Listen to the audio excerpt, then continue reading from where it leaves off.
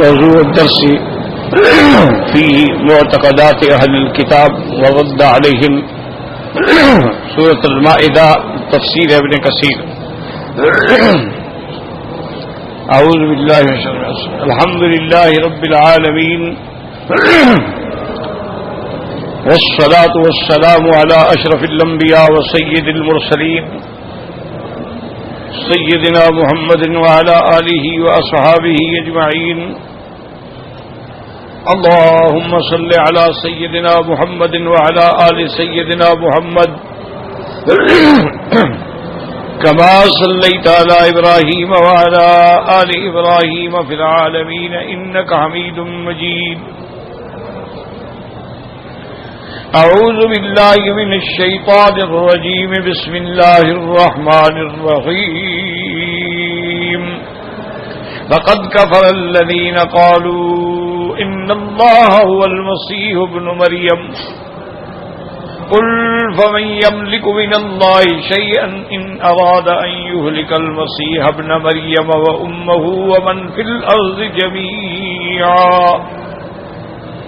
ولله ملك السماوات والأرض وما بينهما يخلق ما يشاء والله على كل شيء قدير. وقالت اليهود والنصارى نحن أبناء الله وأحباؤه قل فلم يعذبكم بذنوبكم بل أنتم بشر ممن خلق يغفر لمن يشاء ويعذب من يشاء ولله ملك السماوات والأرض وما بينهما وإليه المصير. سورۃ المائدہ میں جیسا کہ الحمدللہ اللہ تعالی کی رحمت سے ہم نے پڑھی ہیں کہ سب سے پہلے اللہ نے ہمیں حکم دیا تھا کہ یا ایھا الذین آمنوا اوفوا بالعقود، اپنے عہد پورے کرو. احلت لکم بہیمۃ الانعام الا ما یتلی علیکم، اللہ نے تمہارے لیے چوپائے جانور حلال کر دیے مگر جو حکم دیا گیا کہ یہ حرام ہے. غیر محل الصید وانتم حرم، اور اللہ نے حکم دیا کہ تم پہ حلال نہیں ہے حالت احرام میں شکار کرنا. ان اللہ یحکم ما یرید، اللہ تبارک و تعالی جو چاہتے ہیں حکم فرماتے ہیں. پھر اللہ نے ہدایت دی یا ایھا الذین آمنوا لا تغلوا شعائر اللہ، ایمان والو اللہ تبارک و تعالی کے شعائر کی توہین نہ کرو. یاد رکھو کہ علماء نے فرمایا کہ شعائر کے اندر یعنی جتنی چیزیں ہیں دین کی نشانیاں ہیں وہ سب شعائر ہیں. ان الصفا والمروہ من شعائر اللہ، صفا مروہ شعائر میں ہیں. اللہ کا کعبہ ہے، حج ہے، اسی طرح مسلمانوں کی داڑھی ہے، لباس اسلامی ہے، سب اللہ کے شعائر ہیں، ان کی کبھی توہین نہ کریں. لا تحلوا شعائر اللہ ولا الشہر الحرام، اور نہ ان مہینوں کی جن میں اللہ نے قتال کو حرام کر دیا ہے. ولا الہدیہ، اور نہ وہ جانور جو اللہ کے راستے میں قربانی کے لیے جا رہے ہیں. ولا القلائد، اور نہ وہ جانور جن کے گلوں میں پٹے ڈالے جاتے تھے تاکہ لوگوں کو سمجھ آئے کہ یہ حج کے لیے جا رہے ہیں اور یہ ہدی ہے، یہ بکری ہے قران کی یا تمتع کی. ولا آمین البیت الحرام یبتغون فضلا من ربهم ورضوانا، اور جو لوگ اپنے اللہ کے گھر کی طرف آ رہے ہیں ان کو بھی نہ چھیڑیں نہ نقصان پہنچائیں. وہ کافر ہیں کچھ ہیں لیکن وہ بھی تو ایک اپنے عقل اپنے فہم کے مطابق اپنے اللہ کی رضا ڈھونڈ رہے ہیں. وَإِذَا حَلَلْتُمْ فَاصْطَادُوا، اور جب احرام سے نکل جاؤ تو اب شکار کر سکتے ہیں. امر یہ نہیں ہوتا کہ لازماً شکار کرو، مانا ہے کہ جائز ہے، مستحب ہے. وَلَا يَجْرِمَنَّكُمْ شَنَآنُ قَوْمٍ أَن صَدُّوكُمْ عَنِ الْمَسْجِدِ الْحَرَامِ أَن تَعْتَدُوا، اور کسی قوم کا بغض تمہیں اس پہ نہ ابھارے کہ تم ان کو کہ انہوں نے تمہیں مسجد الحرام سے روک دیا تھا تو تم ان پہ زیادتی کرو. نہیں، ہرگز نہیں. تعاونوا علی البر والتقوی، نیکی اور بھلائی اور خیر کے کاموں میں مدد کریں، ولا تعاونوا علی الاثم والعدوان، گناہ اور ظلم میں نہ تعاون کریں کہ اکٹھے ہو کے ظلم کے لیے مدد کر رہے ہو، اور برادری ظلم کر رہی ہے تم محض برادری کے لیے شریک ہو رہے ہو، یہ حرام۔ واتقوا اللہ، اللہ تبارک و تعالی سے ڈریں، ان اللہ شدید العقاب، اللہ تبارک و تعالی سخت عذاب دینے والے ہیں۔ اب بتلاتے ہیں کہ جو جانور تم پر حرام ہیں، حرمت علیکم المیتۃ والدم ولحم الخنزیر وما اہل لغیر اللہ بہ، یاد رکھیں یہ چار ایسی چیزیں ہیں جو ہر حال میں حرام ہیں، کبھی حلال ہو ہی نہیں سکتی۔ پہلی چیز کیا ہے کہ میتا، جو جانور مردار ہے مر گیا وہ حرام، والدم وہ خون جو ذبح کے وقت نکلتا ہے گردن سے وہ بھی حرام ہے، واللحم الخنزیر خنزیر بھی حرام، وما اہل لغیر اللہ بہ، اور جو اللہ کے سوا کسی غیر کے نام پہ ذبح کیا جائے، چاہے نام لیا جائے یا نام نہ لے، جیسے بتوں کی طرف لے جاتے ہیں تو اسی طرح جیسے آج کل ہمارے مزاروں کی طرف لے جاتے، یہ ہم نے اللہ اکبر لاکھ دفعہ اللہ اکبر کہا، نیت میں تو غیر اللہ ہے نا، ارادے میں تو غیر، تو قولاً یا فعلاً اگر غیر اللہ کا نام آ جائے تو وہ حرام ہے، یہ کبھی حلال ہو ہی نہیں سکتے۔ یہ مردہ اور خون اور خنزیر اور اس کے بعد اللہ کے سوا غیر اللہ کی نظر چڑھانا، غیر اللہ کے نام پہ ذبح کرنا، یہ مطلقاً حرام ہے۔ اب اور بتاتے ہیں والمنخنقۃ، اور وہ جانور جس کا گلا گھونٹ کے مر گیا، کوئی رسی پھنس گئی گلے کے اندر وہ مر گیا، یا کسی نے گلا دبا کے مار ڈالا ہے وہ بھی حرام ہے۔ والموقوذۃ، موقوذہ کہتے ہیں کسی کو چوٹ مار کے مارنا، یعنی لاٹھی ماری جانور مر گیا۔ والمتردیۃ، متردیہ کہتے ہیں کہ اوپر سے گرا اور مر گیا، یا اوپر سے کنویں میں گر گیا مر گیا، وہ حرام ہے۔ وما اکل السبع، اور جس کو کسی جانور نے چیر پھاڑ دیا ہے مار دیا ہے وہ بھی حرام ہے، جیسے کسی کو شیر نے، چیتے نے، بھگیاڑ نے مار ڈالا۔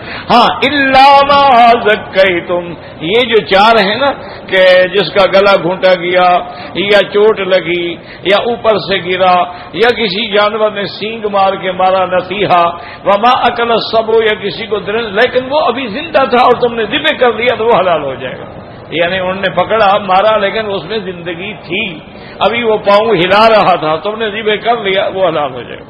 وما ذبح علی النصب، اور جو استانوں پہ ذبح کیا جائے وہ حرام ہے۔ وان تستقسموا بالازلام، اور تم گوشت کو تقسیم کرو تیروں کے ساتھ، یہ حرام ہے۔ تو کافروں نے تیر رکھے ہوتے تھے، ان کے لکڑیوں کے تیر بنے تھے، کسی پہ لکھتا تھا نعم، کسی پہ لا، کسی پہ افعل، کسی پہ لا تفعل، کسی پہ غفل، اور وہ پھر جب کوئی مثلا انہوں نے اپنے بت پہ چڑھاوا چڑھایا ایک اونٹ، اس اونٹ میں 5 آدمی شریک ہو گئے، اب جب ذبح کر لیا اب گوشت تقسیم کرنا تو وہ تیر ڈالتے، تو جس کے تیر میں آ جاتا کہ اللہ تو وہ تو محروم ہو جاتا نا، یہ نہ کرو، یہ حرام، یہ تیروں پر عقیدہ رکھنا جو ہے یہ حرام۔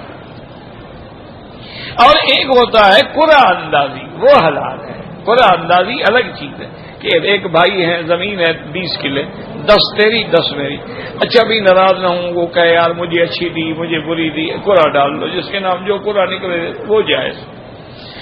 ذالکم فسق، یہ تیروں کے اور یہ سارے کام جو ہیں یہ اللہ کے حدود سے نکلنے والے ہیں۔ الیوم یئس الذین کفروا من دینکم، آج کافر تمہارے دین سے مایوس ہو گئے، کیا مانا دین غالب آ گیا۔ فلا تخشوہم، ان سے ہرگز نہ ڈرو، واخشونی، صرف مجھ سے ڈرو۔ الیوم اکملت لکم دینکم واتممت علیکم نعمتی، آج ہم نے آپ کے دین مکمل کر دیا ہے اور اپنی نعمتیں تم پہ پوری کر دی ہیں۔ ورضیت لکم الاسلام دینا، اور تمہارے لیے ہم نے اسلام کو پسندیدہ دین قرار دے دیا۔ اب قیامت تک اور کوئی دین نہیں ہوگا ما سوا دین اسلام کے۔ فمن اضطر فی مخمصۃ غیر متجانف لإثم، اور اگر کوئی حالت اضطرار میں بھوک مر رہا ہے لیکن اس میں زیادتی نہ کرے تو جان بچانے کے لیے مردار جانور سے بھی کھا سکتا ہے۔ اللہ نے رعایت کر دی ہے کہ اگر تمہاری زندگی بچنے کا تعلق ہے، جیسے بعض بیمار ہیں ان کے لیے ایک مسلمان حکیم کہتے بھی اس کو شراب پلانی پڑے گی، تو علاج کے لیے ضرورت کے لیے حلال ہو، لیکن شرط یہ ہے کہ اس سے جان بچنا یقینی ہو۔ یہ نہیں ہے کہ ہاں شاید بچ جائے یا شاید نہ بچ جائے تو پھر نہیں۔ فَإِنَّ اللَّهَ غَفُورٌ رَحِيمٌ، اگر تم نے مجبوری کے اندر حرام چکھ لیا ہے، اللہ بخشنے والے ہیں، اللہ مہربان ہیں، اللہ رحمت فرمانے والے ہیں اپنے بندوں کے اندر، تو اب اللہ نے یہ بیان فرما دیا۔ اب اور سوال ہوتا تھا کہ کیا کیا چیزیں جانوروں میں شکار کی حالت میں حلال ہیں۔ يَسْأَلُونَكَ مَاذَا أُحِلَّ لَهُمْ، میرے محبوب محمد مصطفیٰ صلی اللہ علیہ وسلم آپ سے پوچھتے ہیں ان کے لیے شکار میں کیا حلال ہے۔ قُلْ أُحِلَّ لَكُمُ الطَّيِّبَاتُ، ہر پاکیزہ چیز حلال ہے، کوئی غم نہ کرو، پاکیزہ ہو، طیب کی ضد ہے خبیث، یعنی وہ چیز پلید نہ ہو، طیب ہو، پاک ہو، وہ حلال ہے۔ وَمَا عَلَّمْتُم مِّنَ الْجَوَارِحِ مُكَلِّبِينَ تُعَلِّمُونَهُنَّ مِمَّا عَلَّمَكُمُ اللَّهُ، اور جو تم نے درندوں کو یا پرندوں کو سکھلایا ہے شکار، بعض لوگ کتے سے شکار کرتے ہیں، بعض لوگ باز سے شکار کرتے ہیں، شاہین سے شکار کرتے ہیں، شکرے سے شکار کرتے ہیں، لیکن شرط یہ ہے کہ تم نے ان کو سکھایا ہوا ہو، جو جیسے اللہ نے تمہیں عقل دیا ہے۔ سکھانے کا معنی یہ ہے کہ جب تم اس کو چھوڑو تو چلا جائے، روکو تو رک جائے، اس کا معنی ہے وہ سکھایا ہوا ہے۔ تم نے کتے کو چھوڑا، بھاگ پڑا، روک دیا، اور پھر جس جانور کو کتے نے جا کے پکڑا ہے، پکڑ کے تمہارے لیے بیٹھ جائے، خود نہ کھانا شروع کر دے، اگر خود کھانا شروع کر دے مانا یہ ہے کہ وہ تمہارا پکڑا ہوا نہیں ہے۔ اسی لیے فقہاء نے لکھا ہے کہ اگر تم نے کتا چھوڑا، اس نے ہرن کو پکڑ لیا، جب موقع پہ گئے تو ایک اور کتا بھی بیٹھا تھا اور ہرن مر گیا، تو اس کو نہ کھاؤ، کیا پتہ تمہارے کتے نے مارا ہے یا اس نے مارا ہے، کیونکہ تو جو تم نے چھوڑا تھا اس پہ تو اللہ کا نام لیا تھا، اور دوسرا جس نے چھوڑا کیا پتہ وہ کون ہے، تو اس لیے وہ نہیں کھایا جائے۔ فَكُلُوا مِمَّا أَمْسَكْنَا عَلَيْكُمْ، جو انہوں نے تمہارے لیے پکڑا ہو کھا سکتے ہو، لیکن شرط یہ ہے کہ جب چھوڑو تو وَاذْكُرُوا اسْمَ اللَّهِ عَلَيْهِ، اللہ کا نام لے کے چھوڑیں۔ وَاتَّقُوا اللَّهَ، ہر حال میں اللہ سے ڈریں، إِنَّ اللَّهَ سَرِيعُ الْحِسَابِ، اللہ تبارک و تعالی بہت جلد حساب لینے والے ہیں۔ اليوم احل لكم الطيبات، اللہ نے فرمایا کہ آج ہم نے تمہارے لیے حلال کر دیا ہے پاک چیزیں۔ کیا مانا؟ یعنی ذبائح اہل الکتاب، اگر یہود اور نصارہ نے جانور ذبح کیا ہے تو وہ بھی تمہارے لیے حلال ہے۔ وطعام الذین اوتوا الکتاب حل لکم، تو عام سے مراد یہاں ذبح ہے، ورنہ عام تو عام جو ہے مٹھائی ہے فلاں، وہ تو ویسے بھی حلال ہوتی ہے نا، مراد یہ ہے کہ اگر کافر اہل کتاب نے ذبح کیا حلال ہے۔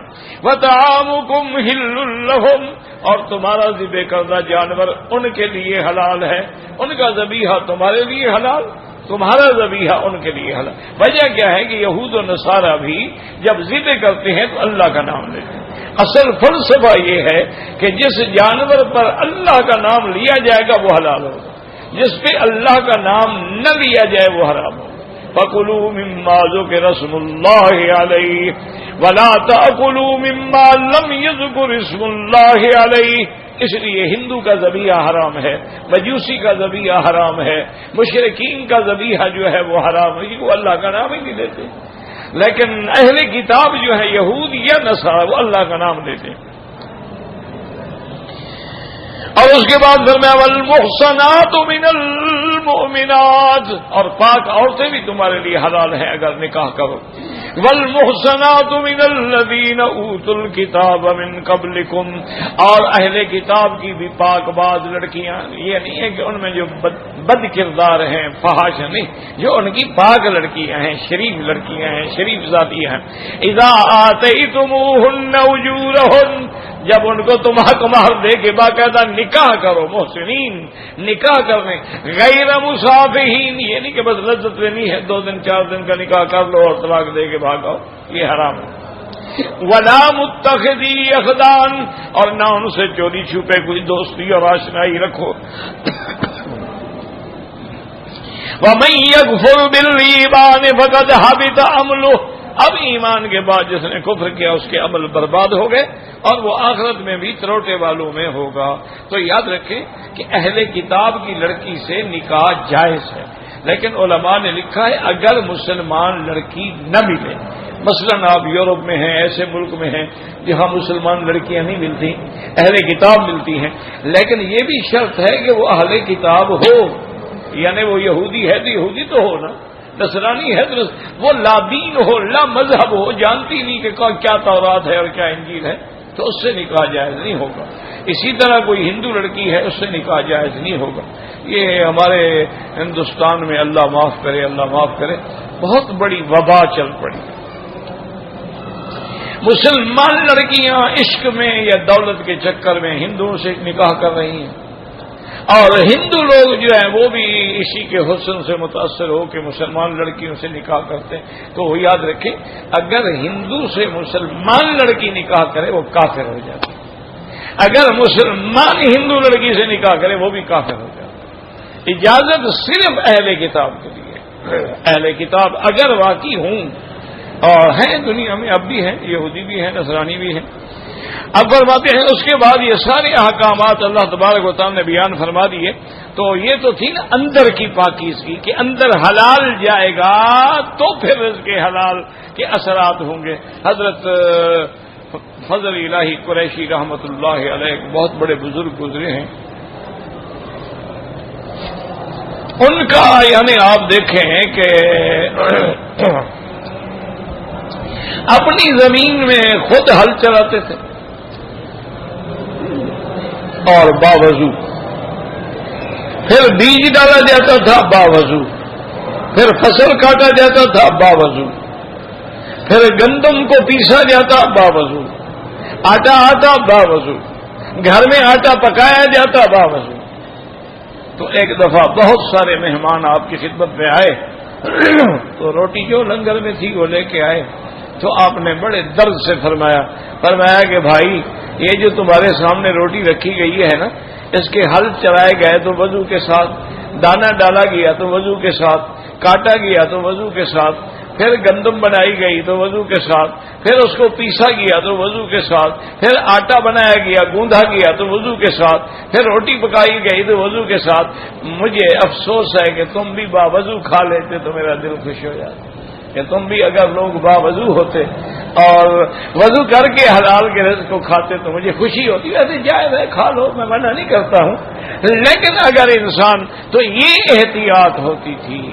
جن لوگوں کے اندازہ فرمائیں کہ احتیاط، یہ عالم حضرت لاہوری رحمت اللہ علیہ کبھی اس گھر کا کھانا نہیں کھاتے تھے جو عورت بغیر وضو کے کھانا بناتی تھی، کبھی اپنے ساتھ ان کے۔ میں نے تو ایک دفعہ زیارت کی ہے، چھوٹا سا تھا، سمجھ مجھے کوئی نہیں تھی،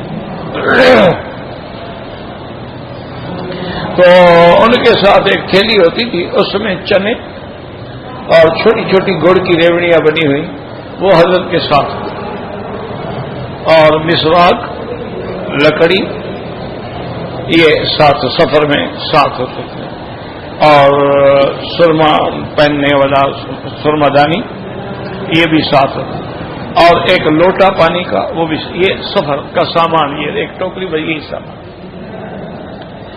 تو حضرت کو اگر ذرا سا بھی شک پڑ جاتا ہے نا کہ جہاں جلسہ ہے، دعوت ہے، اس کے گھر میں وضو کا اہتمام نہیں ہے، تو بس فرماتے بھائی ٹھیک ہے سب کو کھانا دے دو، میں نے نہیں کھانا۔ مسجد کے اندر بیٹھ کے چھپ کے تھوڑا سا وہ کھا لیتے، پانی پی لیتے، بس اسی کو گزار۔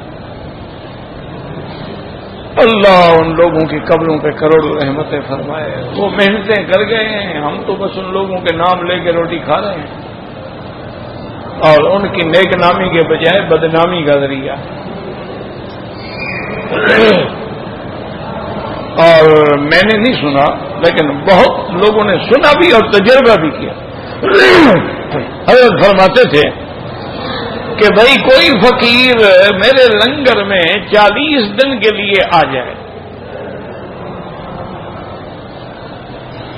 اور لنگر میں جو کپڑے ملیں گے وہی پہنے گا، لنگر میں جو کھانا ملے گا وہی کھائے گا، اور لنگر کی جو ترتیب ہے کہ فرض نماز کے وقت نماز ہوگی، تہجد وقت تہجد ہوگی، اشراق کے وقت اشراق ہوگا، ذکر کے وقت ذکر ہوگا، تفسیر قرآن کے وقت درس کے وقت درس ہوگا، اس کی پابندی کرے گا۔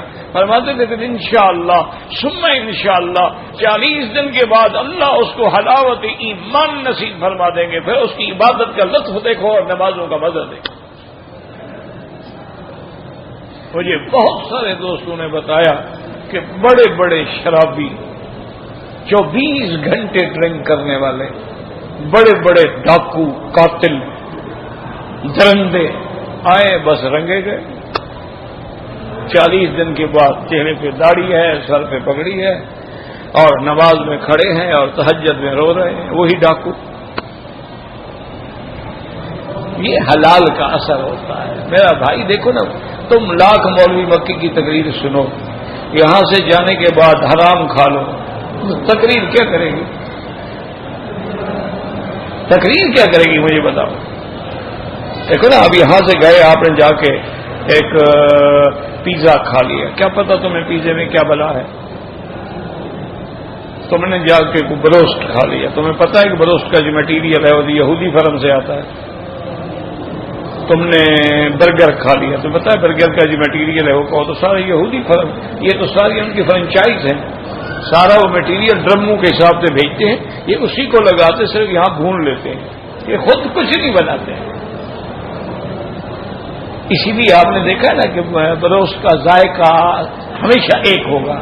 بھائی اگر ہم پکائیں یا گھر میں بیوی بھی پکائے، یہ لازمی تو نہیں ہے نا کہ روز ایک ذائقے کا کھانا ہو سکتا ہے، کبھی مرچ تیز ہو جائے، کبھی نمک تیز ہو جائے، کبھی کوئی چیز کچی رہ جائے، کبھی زیادہ پک جائے، لیکن ان کا کیوں نہیں بدلتا؟ وجہ یہ ہے کہ وہ مٹیریل بھی باہر کا بنا ہوا ہے، آپ نے اس کو لگانا ہے، اوون میں رکھ دینا ہے، ٹائم بھی مقرر ہے کہ اتنے منٹ اوون میں رکھو اور نکالو بس۔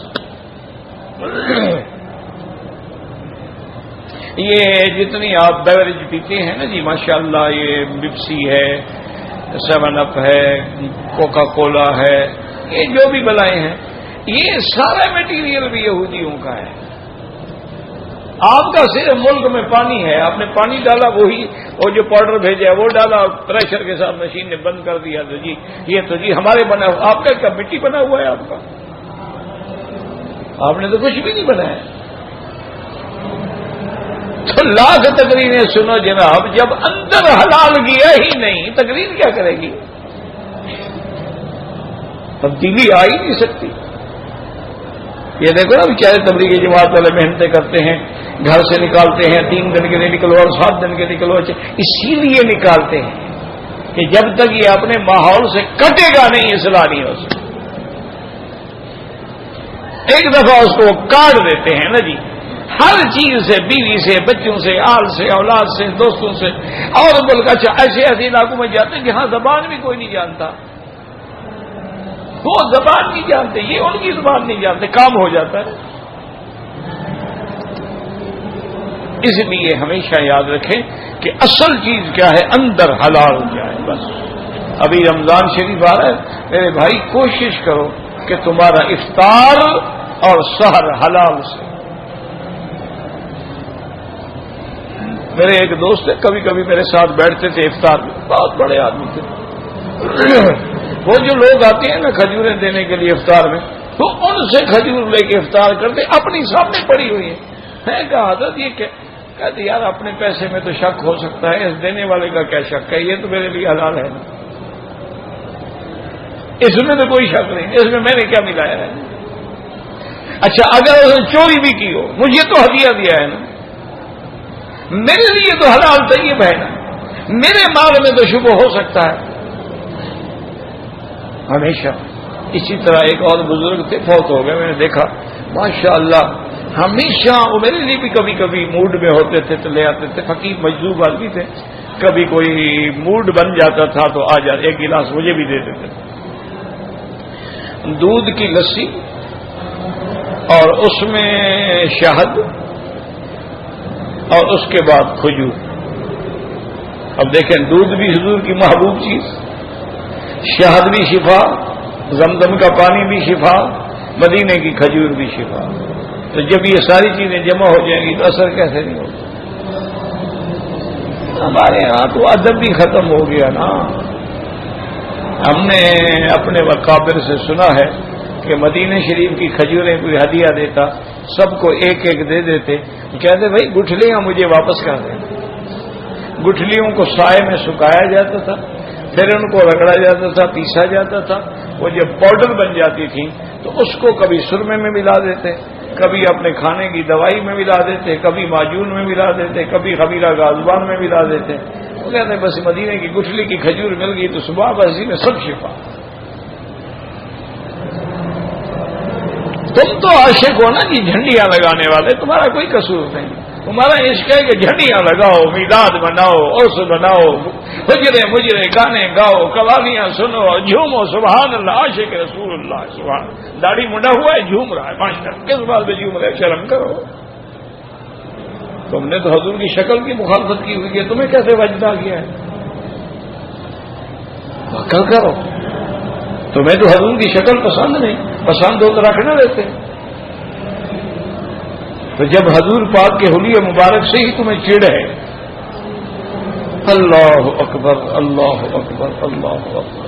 ہمارے شیخ تھے، ایک دفعہ میں ان کے ساتھ مدینہ شریف میں نماز پڑھ رہا تھا، وہ اکثر کوشش کرتے تھے کہ بھی نماز ایسی جگہ پڑھیں جہاں پتھر ہو، قالین والین نہ ہو،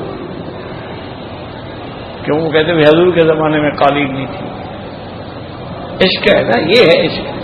اچھا، نماز کے بعد میں نے کئی دفعہ دیکھا کہ وہ یوں کر رہا ہے، اس کا پتہ نہیں یہ کیا کر رہے ہیں۔ پھر میں نے غور کیا تو اپنی داڑھی سے وہ صفائی کر رہے ہیں کہ محمد مصطفیٰ کے روضے کی مٹی ہے، میں یہاں صفا کر دوں، دو فائدے ہوں گے، حضور کی مسجد صاف ہو جائے گی، میری داڑھی کو مٹی لگ جائے گی، اسی وجہ سے اللہ مجھے بخش دے۔ تمہیں ہے عشق، تم تو سگریٹ پیتے ہوئے مدینے جاتے ہو، گانے سنتے ہوئے واپس آتے ہو، تم نے کیا عشق کرنا ہے؟ روضہ رسول اللہ کے باہر کھڑے ہوتے ہیں سگریٹ آتے ہیں، ریاض الجنہ میں بیٹھے ہوئے اور ٹیلی فون پہ موسیقی گانا لگا ہوا ہے۔ اور یار خدا کے لیے نہ جایا کرو، اس بے ادبی سے نہ جانا بہتر، کہیں ایسا نہ ہو کہ قیامت میں حضور کی بے ادبی میں مارے جاؤ۔ کون سا تمہارا 2 گھنٹے حرم میں رہو گے تو کوئی آسمان ٹوٹ پڑے گا؟ ٹیلی فون بند کر دو۔ یہاں حکم ہے کہ آواز بھی اونچی نہ کرو۔ یہ جن کو تم وہابی کہتے ہو نا، نجدی اور وہابی، انہوں نے کتابوں میں لکھا ہے کہ جب صلاۃ و سلام پڑھنے کے لیے جاؤ، ان تکون خاشعا خاضعا متواضعا، بڑی تواضع سے، عاجزی سے جاؤ، اور پاؤں آرام سے رکھو، پاؤں کی دھپ دھپ کی آواز پیدا نہ ہو کہ ٹھا ٹھا ٹھا ٹھا کر کے چل رہے ہو۔ آرام آرام سے پاؤں رکھو تاکہ تمہارے پاؤں کی کھسکار بھی پیدا نہ ہو۔ پھر مواجہ شریف میں نہ اتنا جالی کے قریب کھڑے ہوں، نہ اتنا دور کھڑے ہوں، نہ زور سے صلاۃ و سلام پڑھے، نہ آہستہ پڑھے، درمیانی آواز، اور مختصر سلام پڑھے۔ یہ نہیں کہ کھڑے ہیں جناب وہاں پڑھ رہے ہیں، کوئی نعت پڑھ رہا ہے، نعوذ باللہ، عقل کی بات۔ اور یار صحابہ 2 منٹ سے زیادہ نہیں ٹھہرتے تھے، ہماری کیا ضرورت ہے؟ الصلاۃ والسلام علیک یا رسول اللہ، الصلاۃ والسلام علیک یا حبیب اللہ، جو آتا ہے 2 دفعہ 3 دفعہ پڑھا۔ اللہ اکبر، اللہ اکبر، اللہ اکبر۔ بس ادب کرو گے تو کچھ مل جائے گا، بے ادب بنو گے تو محروم ہو گے۔ اللہ اکبر، اللہ۔ ساری زندگی امام مالک رحمت اللہ علیہ مدینہ شریف کے حدود حرم میں کسی سواری پہ نہیں بیٹھے، پیدل جاتے تھے۔ جب حضرت سے کہا کہ ان کا شرم آتی ہے جہاں محمد مصطفیٰ کے قدم لگے ہوں میں سواری پہ بیٹھوں، تمہیں بھی کبھی حیا آیا ہے کہ مدینے کے 8 دن سگریٹ چھوڑ دیں، مدینے کے 8 دن شیو نہ کریں؟ کوئی حیا آیا؟ نہیں آیا تو بہتر ہے نہ جاؤ، جاؤ تو حیا سے درود شریف پڑھتے جاؤ، چلتے پھرتے اٹھتے بیٹھتے، وضو ہے نہیں ہے درود پڑھو، اور سب سے افضل اور اعلیٰ درود جو ہے وہ نماز والا درود، درود ابراہیمی، اور سارے درود ہیں سبحان اللہ، کسی پہ ہمیں اعتراض نہیں، لیکن یہ وہ درود ہے جو خود محمد مصطفیٰ نے پڑھا ہے کہ اللہ کا نبی خود پڑھتے تھے، اللہم صلی علی محمد سبحان اللہ وعلى آل محمد كما صليت على إبراهيم وعلى آل إبراهيم في العالمين إنك حميد مجيد، یہ آپ حضور خود پڑھتے، تو اس درود کا کیا مقام ہے جو سکھایا بھی آپ نے اور اپنے اوپر بھی خود وہی درود شریف پڑھ رہے ہیں جو امت پڑھ رہی ہے۔ تو جب یہاں سے روانہ ہوں نا مدینہ شریف کے لیے، باوضو بیٹھے، بس میں بیٹھے ہو باوضو بیٹھے، ٹوٹ گیا ہے جب آگے کوئی منزل آ جائے پھر وضو دوبارہ کر لو، چلتے بیٹھے نیند آ گئی کوئی بات نہیں، انسان ہے سو جاتا ہے، پھر آئے اس کا درود شریف درود شریف، اور جب مدینہ منورہ کی منزلیں نظر آئے تو رب انزلنی منزلا مبارکا وانت خیر المنزلین، رب ادخلنی مدخل صدق واخرجنی مخرج صدق واجعل لی من لدنک سلطانا نصیرا۔ بالکل سنت کے مطابق وہ دعائیں پڑھیں اور جا کے غسل کریں، اچھے کپڑے پہنیں، خوشبو لگائیں، ادب سے مسجد نبوی میں آئیں۔ باقی آپ کی مرضی ہے بھائی، ہم تو روتے رہیں گے چیختے رہیں گے، باقی مرضی ہے تمہاری، کرو کرو نہ کرو نہ کرو۔ اب اس کے بعد اللہ فرماتے ہیں کہ اب ظاہری پاکی حاصل کرو، یا ایھا الذین آمنوا اذا قمتم الى الصلاۃ فاغسلوا وجوہکم وایدیکم الى المرافق، جب نماز کے لیے اٹھیں، کیا مانا یعنی نیند سے اٹھیں یا ناپاکی ہو تو جا کے وضو کریں، اپنے چہرے ہاتھوں کو کوہنیوں کے ساتھ، وامسحوا برؤوسکم، سر کا مسح کریں، وارجلکم الى الکعبین، اور پاؤں کو ٹخنوں کے ساتھ دھوئیں۔ حضور نے ساری زندگی پاؤں دھوئے ہیں، مسح نہیں کیا ہے، صرف شیعہ ہیں جو مسح کے قائل ہیں، لیکن جب ٹخنے کا مسئلہ قرآن میں موجود ہے، ٹخنے پہ تو مسح نہیں ہوتا، خدا کا خوف کرو، مسح تو اوپر ہوتا ہے نا، تو دلیل ہے کہ پاؤں دھویا جائے گا۔ اسی حضور نے فرمایا ویل للعقاب من النار وان کنتم جنبا، اگر جنابت کی حالت ہے، میاں بیوی لیٹی ہیں یا احتلام ہو گیا، فطہروا، پاکیزگی حاصل کرو۔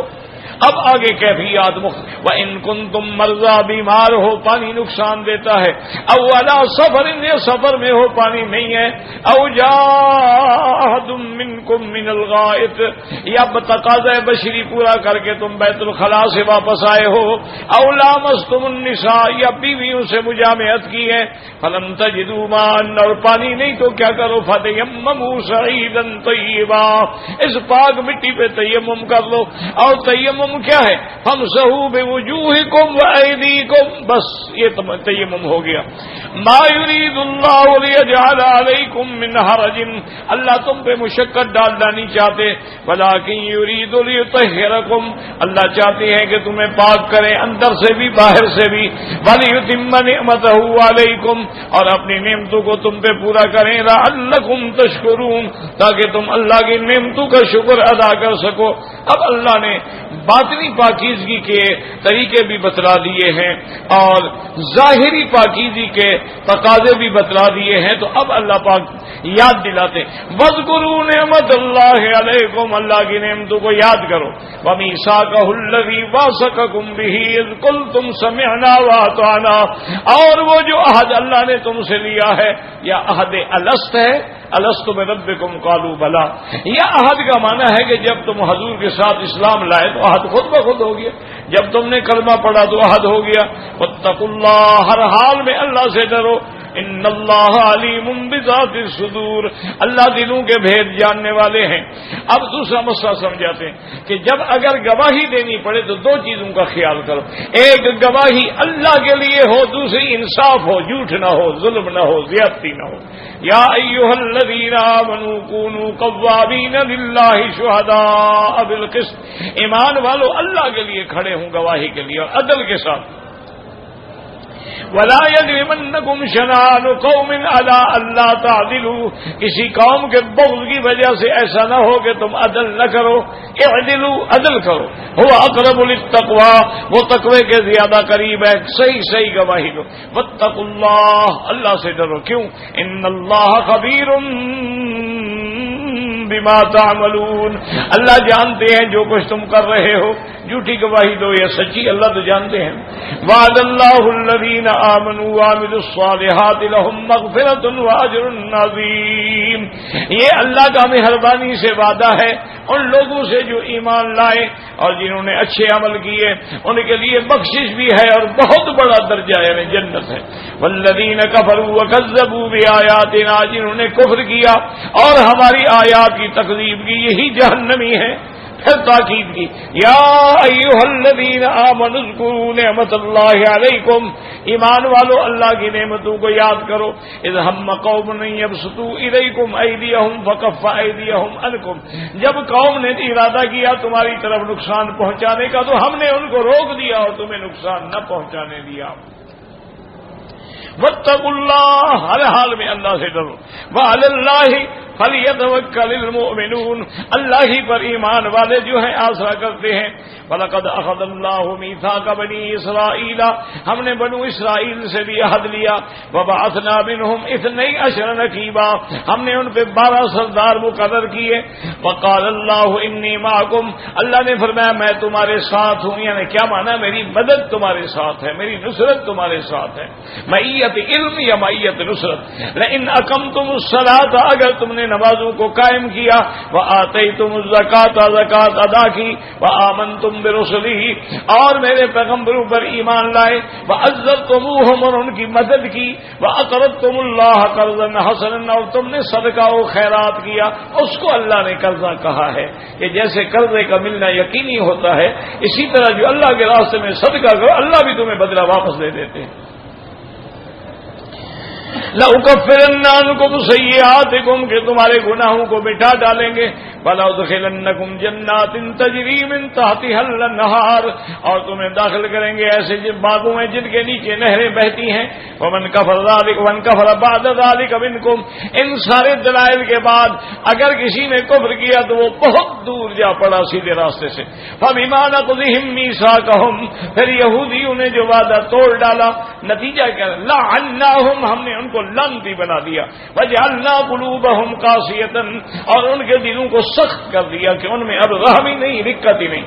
يُحَرِّفُونَ الْكَلِمَ عَن مَّوَاضِعِهِ، وہ اللہ کی کتاب میں تحریف کرتے تھے، کلمات کو اپنی جگہ سے بدل دیتے تھے، یا تو لفظ بدل دیتے یا معنی بدل دیتے یا چھپا دیتے تھے۔ وَنَسُوا حَظًّا مِّمَّا ذُكِّرُوا بِهِ، اور جو اللہ نے ان کے لیے بنایا تھا اس کو بھول گئے۔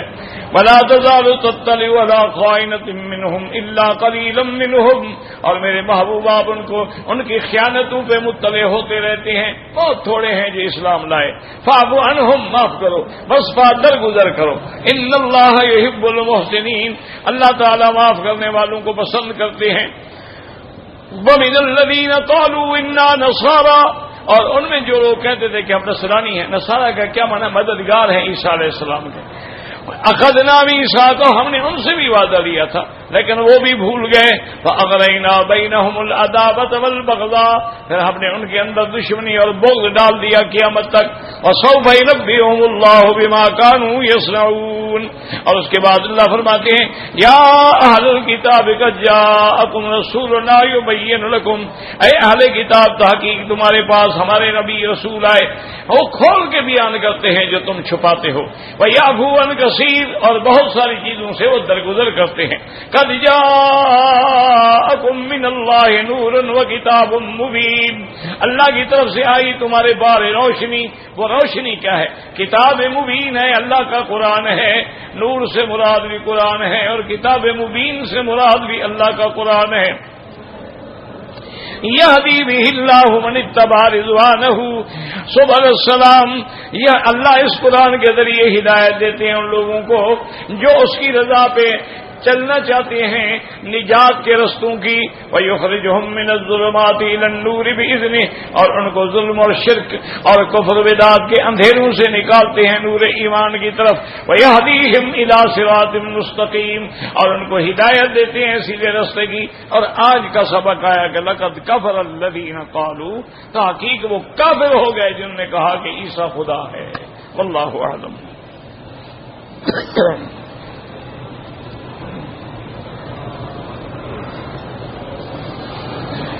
کہتے جی کہ ہمارے ہاں ایک پیر صاحب ہیں، وہ کہتے ہیں کہ جیسے کعبہ شریف کا طواف جائز ہے، اس طرح ہمارے بزرگوں کی قبروں کا طواف بھی جائز ہے۔ ماشاءاللہ ماشاءاللہ۔ وہ پیر نہیں ہے میرا بھائی، وہ تو اسلام سے بھی نکل گیا، پیر کیا رہے گا؟ کعبے کے طواف کا اللہ نے حکم دیا ہے، وَلْيَطَّوَّفُوا بِالْبَيْتِ الْعَتِيقِ، اور حضور نے کر کے دکھلایا۔ تم بھی ہمیں دکھاؤ قبروں کے طواف کا حکم ہو، یا حضور پاک نے حضرت آدم یا حضرت ابراہیم کسی پیغمبر کی قبر کا طواف کیا ہو۔ ایسے تو نہیں جو مرضی آئے کہہ دو۔ یہ پیر نہیں ہوتے، یہ جاہل ہیں، مداری ہیں یہ۔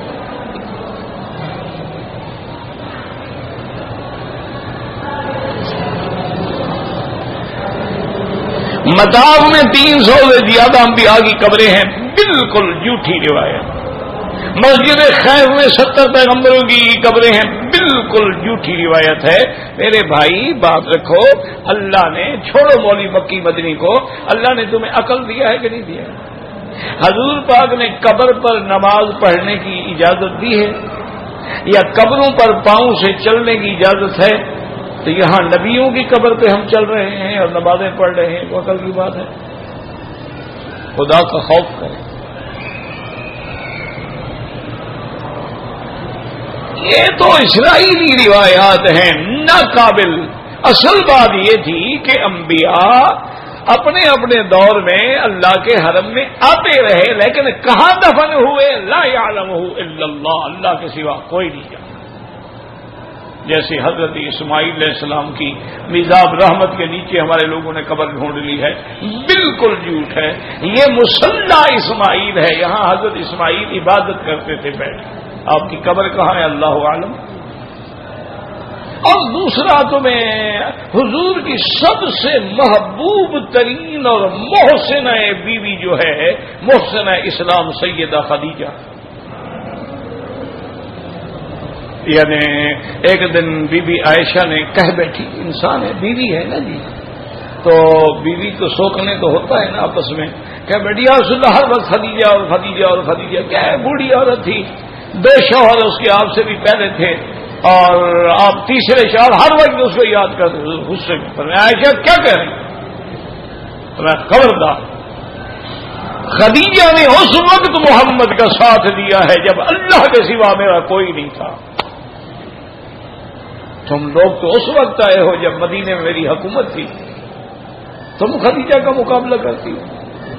تو حضور نے بی بی خدیجہ کو جہاں مطاف میں کیوں نہیں دفن کیا، جنت المعلیٰ کیوں لے گئے؟ باقی نبی تو یہاں دفن ہوں اور بی بی خدیجہ جا کے جنت المعلیٰ میں دفن ہو۔ حضور کے بیٹے ہیں طیب طاہر قاسم، ان کو آپ نے وہاں کیوں دفن کیا؟ یہاں دفن کر دیتے مطاف میں۔ یہ جھوٹی روایات ہیں، بس لوگوں نے گھڑ رکھی ہیں۔ اور خدا کی قدرت ہے کہ اللہ جب ناراض ہو جائے 1000 صحیح حدیث پہ عمل نہیں کریں گے کہ جھوٹی حدیث ڈھونڈ لیں گے۔ قرآن میں حکم ہے میرے نبی پہ درود پڑھو، نبی نے حکم دیا میرا نام آئے درود پڑھو، اس پہ عمل نہیں کریں گے۔ انگوٹھے چومنے، اور جی آدم نے چوما تھا، تم ساتھ تھے اس وقت؟ خدا کا خوف کرو، اللہ کی غضب ہے کہ جھوٹی روایات پہ عمل کریں۔ اس لیے ہمیشہ یاد رکھیں جتنے باطل فرقے ہیں ان کے پاس کیا ہوتا ہے؟ قرآن میں آیات متشابہات یا توہمات اور یا معارضات، یا احادیث میں احادیث موضوعہ اور قرات میں قرات شاذہ ہوتی ہیں، ان کے پاس صحیح روایت کوئی بھی نہیں۔ کیوں؟ صحیح روایت پڑھے تو ان کا پول کھل جائے۔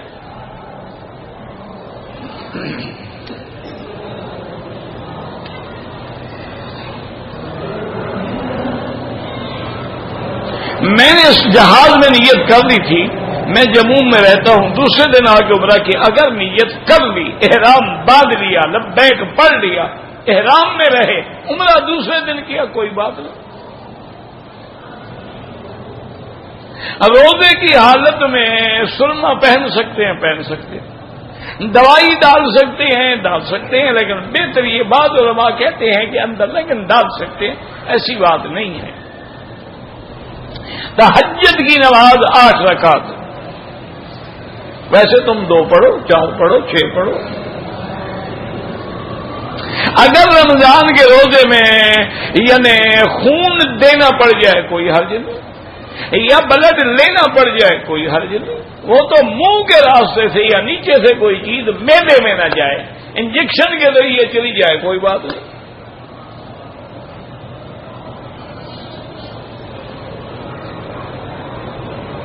رمضان میں جو ختم قرآن کی دعا ہے، ٹھیک ہے، چونکہ ایک بزرگوں کا اسلاف کا طریقہ چلا رہا ہے، ورنہ میں نے حدیث مبارک میں نہیں پڑھا، لیکن بہرحال چونکہ بڑے بڑے ائمہ فقہا نے پڑھا ہے تو کوئی بات نہیں، دعا ہی ہے۔ ویسے اسی لیے کبھی کبھی تو کوشش کرتے ہیں، کیونکہ یہاں کے ائمہ جو ہیں علماء ہیں، کبھی کبھی یہ وتر میں مانگ لیتے ہیں تاکہ وہ دعائے قنوت کے قائم مقام ہو جائے۔ محمود الحسن اور زید، کون سا نام اچھا ہے؟ سارے اچھے۔ زید حضور کے بیٹے بنے ہوئے تھے، محمود تو ویسے محمود ہے، حضور صلی اللہ جب آسک رب کا مقام محمود، وہ سارے اچھے ہیں، اللہ کے بندے۔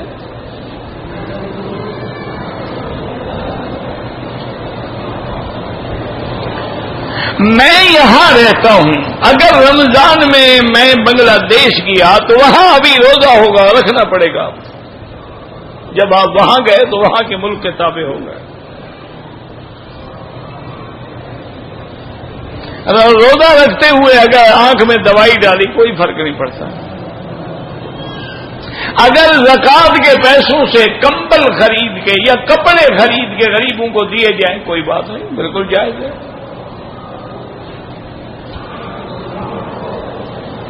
جو طواف ہم عصر کے بعد کریں، حنفی مسلک میں اس کے 2 رکعت مغرب کے بعد پڑھیں، باقی ائمہ کے نزدیک یہاں حرم میں ہر وقت جائز ہے۔ یہ کوئی جھگڑا نہیں، جو پڑھتا ہے اس سے لڑو نہیں، جو نہیں پڑھتا اس کو رسی باندھ کے پکڑ کے نہ لے آؤ۔ اپنے رشتہ دار جو فوت ہو گئے ان کے لیے قرآن پڑھیں، بالکل پڑھیں، ثواب بھیجیں، اللہ ثواب دیں گے۔ کہتے ہیں کہ میں اگر نیت کروں کہ بھائی میں روزہ برداشت کر سکا تو میرا روزہ ہے، میں چونکہ شوگر کا مریض ہوں، اور نہ کر سکا تو میں توڑ دوں گا، کوئی بات نہیں۔ لیکن یہ ہے کہ اگر تمہیں ڈر ہے نہ رکھو، فدیہ دے دو، تو عام مسکین ایک آدمی کو کھانا کھلا دو، بس۔ اللہ تیری نیتوں کو جانتے ہیں۔ ویسے بہرحال گزارش یہ ہے کہ ویسے تو اللہ بچائے اور ڈاکٹر جانتے ہیں، میں نہیں جانتا۔ میرے ایک دوست تھے، بڑے پڑھے لکھے آدمی، انہوں نے کہا مکی صاحب میں شوگر کا نعوذ باللہ یعنی آخری درجے کا مریض ہوں۔ میں نے کہا روزے؟ انہوں نے کہا کہ میں روزہ رکھتا ہوں، ساری میں ہمیشہ شہد کے ساتھ کرتا ہوں۔ انہوں نے کہا ساری میں لازماً شہد دودھ میں ملا کے پی لیتا ہوں، سارا دن میری شوگر کنٹرول رہتی ہے۔ اب یہ اپنا اپنا ایمان ہے۔ طاہر القادری صاحب تم جانو وہ جانے، ہم کیا جانے جناب۔ جب دیکھو نا ہمارے اعمال ایسے ہوں گے نا، حضور نے فرمایا اعمالکم اموالکم، جب تمہارے اعمال بگڑ جائیں گے تو حاکم بھی بگڑ جائیں گے، اور جب تمہارے اعمال بگڑ جائیں گے تو انشاءاللہ پیر فقیر بھی بگڑ جائیں گے۔ وہ بھی تو ہم نہیں آئیں گے نا، وہ اوپر سے تو نہیں آئیں گے نا۔ بہرحال تم جانو، تمہارا کام جانے، میں نہیں ہوں۔ عمرے کے اندر طواف جو ہے وہ فرض ہے، صفا مروہ واجب ہے۔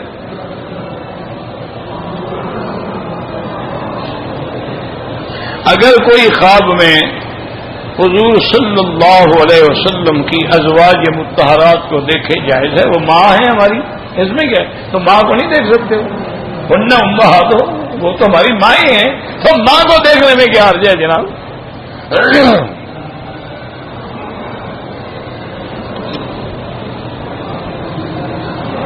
بہرحال ہم مدینے گئے تھے، کوشش کی، گاڑی کھڑی نہیں کی، انہوں نے کہا دونوں نمازیں اکٹھی پڑھ لینا، مغرب عشاء جائز ہے، کوئی منع نہیں۔ صبح اور شام کے جو اذکار ہیں بہترین وقت جو ہے وہی فجر کی نماز کے بعد اور مغرب کے بعد۔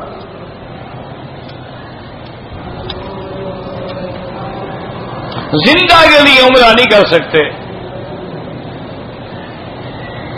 حرم میں دور دور چھوٹے چھوٹے ٹولے جو ہیں نماز پڑھتے ہیں، غلط بات ہے، صفیں بنانی چاہیے۔ بوٹ میں جو مسح کرتے ہیں، اگر بوٹ بند ہے اور اس نے جب پہنا تھا تو اس وقت نیت کر لی تھی میں مسح کروں گا، پھر جائز ہے۔ ہر وقت نکالتا رہتا ہے تو پھر تو کوئی جائز نہیں۔ موزے کا معنی یہ ہوتا ہے کہ وہ ہم نے نہیں نکالنا ہے، پھر اس کو پورے حدود حرم یعنی مکہ میں جہاں بھی نماز ہو ایک کا لاکھ ملے گا۔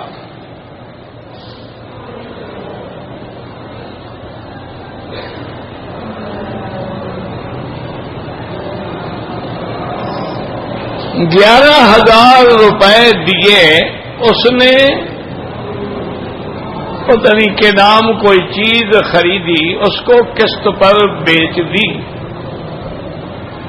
₹1,000 زید سے لے لیا۔ بہرحال جتنے اس نے تم کو پیسے دیے ہیں تم نے وہی دینے ہیں، آگے تم نے جو کام کیا تم جانو، تمہارا کام جانو۔ اس نے 11,000 دیا، تم 11,000 واپس کرو۔ 10% مقرر کرنا حرام ہے۔ یہ تحریک جتنی چل رہی ہیں تم جانو، تحریکیں جانے، اللہ ہمیں فتنوں سے محفوظ رکھے۔ ہمارے عقل میں تو یہ کوئی تحریکیں نہیں، یہ فساد ہے۔ جہاد اور فساد میں فرق ہے۔ جہاد اللہ کے لیے ہوتا ہے، یہ تو مسلمانوں کو مار رہے ہیں، یہ کون سا جہاد ہے بھائی؟ ایک دوسرے کو بھی مار دیتے ہیں۔ انا للہ و انا الیہ راجعون۔ دعا کرو اللہ ہدایت دے اور ان کی قوت جو ہے وہ کفر کے خلاف استعمال ہو، مسلمانوں کے خلاف استعمال نہ ہو۔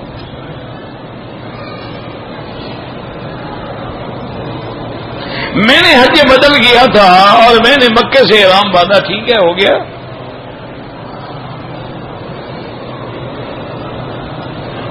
اگر مسجد نہ ہو تو تراویح گھر میں بھی پڑھ سکتے ہیں، ورنہ وہی جماعت کر لو۔ ہمارے قریب جو مسجد ہے وہاں 8 تراویح پڑھتے ہیں، باقی خود پڑھ لو، کوئی مسئلہ نہیں، کوئی لڑائی جھگڑے کی ضرورت ہی نہیں، باقی اپنے کسی حافظ کو کھڑا کر کے پوری کر لو۔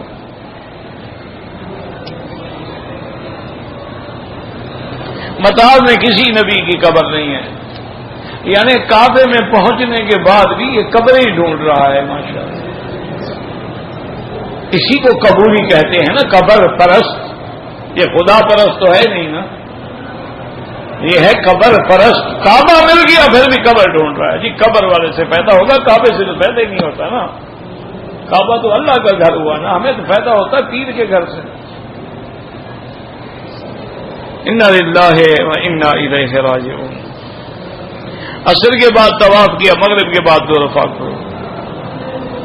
اور یار یہ پہلے پوچھئے جہاد میں نیت کی، عمرہ کیا، ٹھیک ہے۔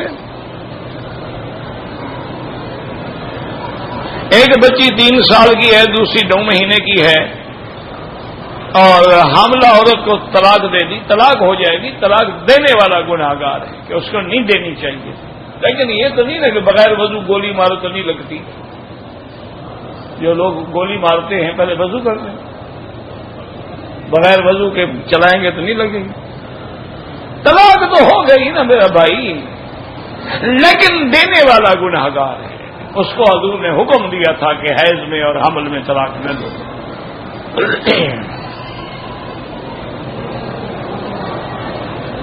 ایک عورت کو اگر 3 طلاقیں ہو گئی ہیں تو حلال کیسے ہوگی؟ وہ حلال کیوں ہوگی؟ کسی اور سے شادی کرے، کیوں حلال کے مسئلے پوچھتی پھرتی ہے؟ جس نے پہلے اس کو 3 گولیاں ماری ہیں اسی کے پاس جانا چاہتی ہے ملعون کے پاس. دوسری شادی کرو، جاؤ مزے کرو، کوئی حلال ہونے کی ضرورت نہیں، ورنہ حلال اسی طرح ہوگی کہ دوسری شادی کرے، وہ جس سے شادی کرے وہ مر جائے یا اپنے منشے سے طلاق دے، وہ ایک رات کرائے کا گھوڑا نہ ہو. اس پہ حضور نے لعنت بھیجی ہے، لعن اللہ المحلل والمحلل له. حضور نے فرمایا جو حلالہ کرتے ہیں یا کرواتے ہیں ان پہ لعنت ہے. جو لوگ ہمارے عزیز فوت ہو گئے ان کے لیے حج کرو، عمرہ کرو، طواف کرو، سب جائز ہے. میرا حرم کے قریب رہائش ہے، احرام باندھنے کے لیے حرم سے باہر جانا ضروری ہے، ورنہ بی بی عائشہ حرم میں تھی، حضور نے ان کو کیوں تنعیم بھیجا؟ کوئی عقل کرو نا، آخر بخاری کی حدیث ہے. ٹوپی پہننا جو ہے سنت ہے.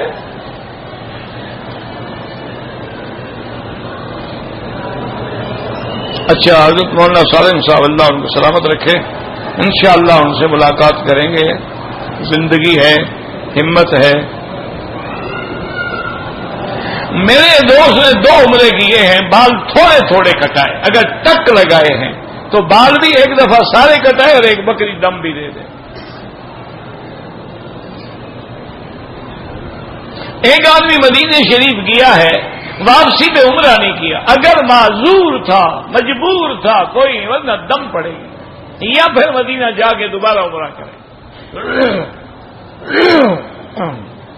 اگر کوئی آدمی مکے کام کے لیے ڈپٹی پہ آیا، اس کے لیے عمرہ نہیں کیا، دم نہیں پڑے گی.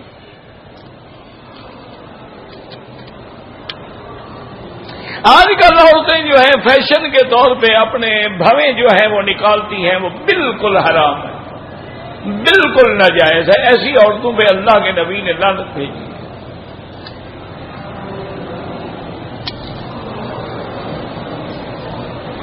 آج کل نئے نئے فیشن ہے نا جی، اپنی وہ بھویں نکالتی ہیں، مرد کی داڑھی نکالتی ہیں، مرد کو داڑھی نہیں رکھنے دیتی. انا للہ و انا الیہ راجعون، یہی کہہ سکتے ہیں اور کیا کہہ سکتے ہیں. جدے سے میں سے ارادہ کیا، جدے سے احرام نہیں باندھا، مسجد عائشہ سے احرام باندھا، ٹھیک ہو گیا عمرہ. حیض والی عورت مسجد حرام میں داخل نہیں ہو سکتی. حنفی لوگ ہیں، ہم عصر کے بعد طواف کریں، مغرب کے بعد نماز پڑھو، امام کے پیچھے ظہر ہو یا عصر کوئی نماز ہو، فاتحہ پڑھنے کی ضرورت، امام جو پڑھ رہا ہے. بہرحال جو لوگ رفع دین کرتے ہیں ہم نے کبھی مخالفت نہیں کی، جو پڑھتے ہیں مخالفت نہیں کی، لیکن حنفی مسلک یہی ہے کہ اگر امام کے پیچھے ہو تو من کان لہ امام فقراءۃ الامام لہ قراءۃ. حضور کی حدیث ہے کہ جس کا امام ہے، امام کی قراءت مقتدی کی قراءت ہے. واللہ اعلم. میں نے اپنی بیوی کو اس الفاظ سے طلاق دی، طلاق طلاق طلاق، تو ٹھیک ہو گیا، کام پکا ہو گیا، پوچھنے کی کیا ضرورت ہے؟ تم سمجھدار ہو ماشاءاللہ. باقی کوئی شبہ ہے تو دارالفتاء میں جا کے حل کرو. مولانا موسیٰ رحمۃ اللہ علیہ کی کتاب ہے، وہ پڑھ سکتے ہیں، کیوں نہیں پڑھ سکتے ہیں؟ میں نے تو نہیں پڑھی، اللہ عالم. بہرحال وہ ایک بہت بڑے عالم تھے، محدث بھی تھے، عاشق رسول بھی تھے رحمۃ اللہ علیہ. باقی یہ میں نے کتاب پڑھی ہو تو میں فیصلہ بھی نہیں کر سکتا، وہ ہم سے بڑے عالم تھے. اللہ ان کی قبر، میرے بڑے مہربان تھے، بڑے دوست تھے، بڑا تعلق تھا، بڑی محبت تھی. اللہ کا شکر ہے ان کی اولاد سے بھی ہے. ربنا تقبل منا انك انت السميع العليم وتب علينا انك انت التواب الرحيم. اللهم فرج هم المهمومين، نفس كرب المكروبين، واقض الدين عن المدينين، واشفنا واشف مرضانا ومرضى المسلمين، واشفنا واشف مرضانا ومرضى المسلمين.